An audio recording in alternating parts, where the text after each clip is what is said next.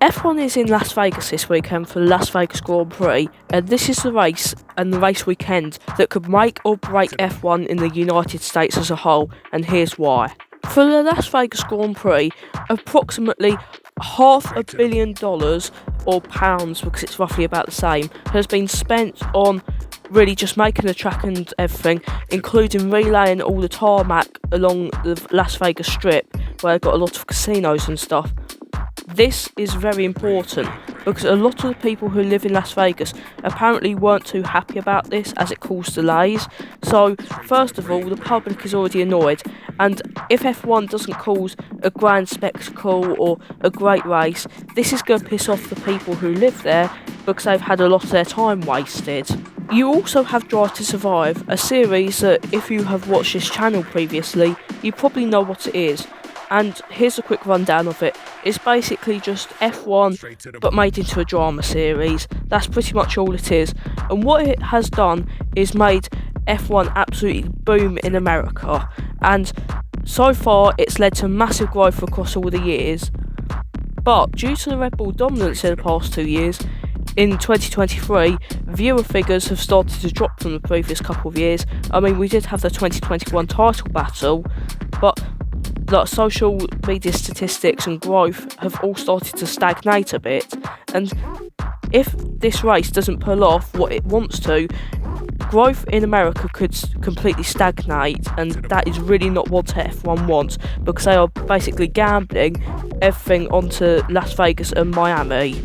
Speaking of Miami, it's often been seen in the past 2 seasons that a lot of people have seen this race as a joke, a farce, and just making a show out of F1. It's more about the entertainment than the actual racing. And this is a problem, is that if they can't manage to pull off a great race here, and they're constantly just hyping this race up, and if it completely falls flat, that means that 2 big American races have completely failed in what they've tried to do in creating good racing. And with people just seeing it as a bit of a joke, a bit cringe in terms of Miami, pretty much no one really likes the pre-show and everything. If they do the same in Las Vegas, you're not only going to annoy the die-hard F1 fans such as myself, or the people who have watched previously for a long time such as myself, and many other people, and you can just turn people away by doing that.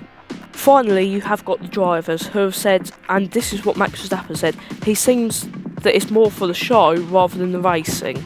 And with this sort of thing, is that if you are annoying the drivers, they aren't going to want to stay about for much longer, and if you make the sport more about the show than the racing and the actual competitive spirit of the sport, you're going to drive away the people who make the sport what it is.